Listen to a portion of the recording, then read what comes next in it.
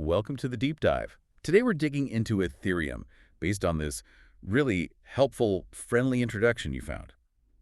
The goal is to get past the buzzwords, figure out what this world shared computer actually is. Yeah, exactly. And it's important to understand it's not just digital money. Bitcoin's often called digital gold, great for sending value. But Right. Ethereum, well, it's designed as a platform for building things, digital tools, applications, that sort of stuff. Okay, like an infrastructure layer. For a new kind of internet, almost. That's a good way to put it. And crucially, it's decentralized, run by thousands of computers nodes all over the world, not some single company like Google or Amazon. And it uses blockchain technology, that shared digital ledger. Secure, hard to change. Precisely. But the big difference from Bitcoin, the thing that really unlocks its potential, is programmability. Through smart contracts, right? That term comes up a lot. Exactly. Think of them as computer programs stored right there on the blockchain. They automatically execute when certain conditions are met. If this happens, then do that automatically. Gotcha. So that's a fundamental shift. It's not just recording who owns what, it's running code. That's the key. It moves Ethereum from just a payment network to a platform for innovation. And the fuel for all this activity is Ether, ETH. You called it gasoline in the intro material. How does that work? Right, the gasoline analogy works pretty well. See, every single action on the Ethereum network, sending money, using one of these apps, interacting with a smart contract, it all requires computational effort. Okay. Ether, ETH, is the cryptocurrency you use to pay for that effort.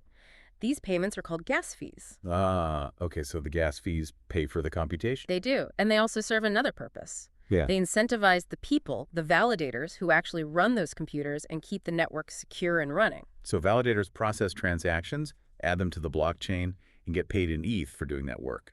Basically, yes. They have to stake their own ETH as a kind of security deposit to ensure they act honestly. If they validate correctly, they earn more ETH, the gas fees, and sometimes block rewards.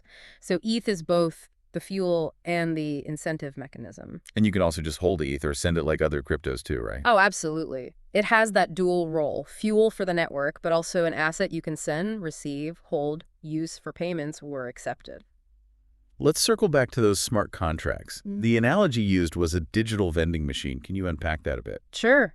Think about a real vending machine. You put in money, you make a selection, the machine automatically gives you your snack. There's no cashier, no middleman needed, right? Right. A smart contract is similar. It's code on the blockchain with rules embedded. Maybe the rule is, if this contract receives 1 ETH, then automatically send digital token X to the sender's address. It just happens, no intermediary. Okay, I see. So the code itself enforces the agreement. Exactly. That's the power. Automatic execution. No need to trust a third party because the trust is baked into the code and the immutable blockchain. It's often transparent, too. You can usually look at the code. Reliable, unchangeable.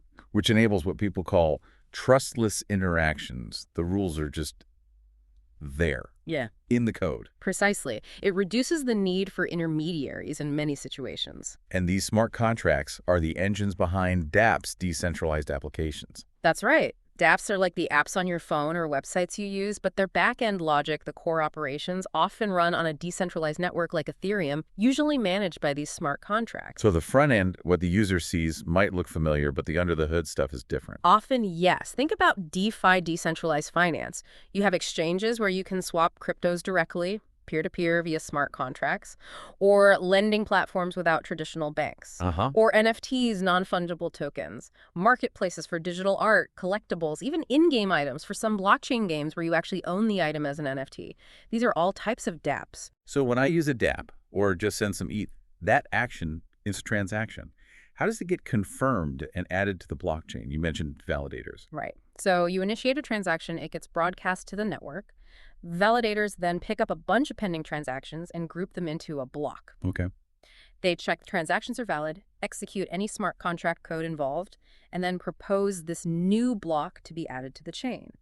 Remember, they've staked ETH, so they're incentivized to do this honestly. And the gas fees I attach to my transaction play a role here. Yes. The gas fee compensates the validator for the computational work of processing your transaction and including it in a block. It also prevents spam. Right. You can't just flood the network with useless transactions for free. And the fee amount depends on complexity and how busy the network is. Exactly. More complex operations use more gas units, and the gas price, how much ETH you pay per gas unit, fluctuates with demand. If the network's busy, you might pay a higher gas price to get your transaction processed faster. Okay, so pulling this together, why should someone, really care about Ethereum? What are the big takeaways, the main benefits? I'd say the core benefits really stem from its decentralized nature. First, transparency. Most transaction histories and smart contract code are public on the blockchain. It's pseudonymous, not totally anonymous, but still very open. Right, anyone can look it up. Second, censorship resistance. Because it's run globally by so many independent validators, it's really hard for any single company or government to block legitimate transactions or shut down applications they don't like. That seems pretty significant. It is. Plus, you get open access. Anyone can use it or build on it. It's permissionless. And the reliability and immutability we talked about, all this enables new things like DeFi and NFTs that weren't really possible before. But it's not perfect, right? Yeah. You mentioned challenges, the growing pains. Definitely. The biggest ones people talk about are transaction costs, those gas fees. When the network is really busy, they can get, frankly, quite expensive, making small transactions uneconomical. Yeah, I've heard that. And related to that is transaction speed, or scalability. The main Ethereum network can only process so many transactions per second, way fewer than, say, Visa. So during peak times, things can get slow. So it's a trade-off maybe between decentralization, security, and speed.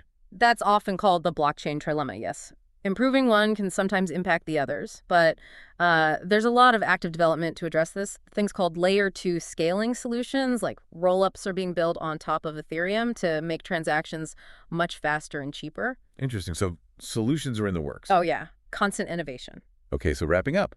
Ethereum, this world computer, fueled by Ether, running on smart contracts. Mm-hmm.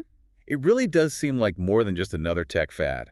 That decentralized foundation offers real advantages: transparency, censorship resistance, and it's driving innovation like DeFi and NFTs. Exactly. The potential is huge, even with the current challenges like gas fees and scaling. The fact that solutions are actively being built and deployed is really promising. It makes you think, doesn't it?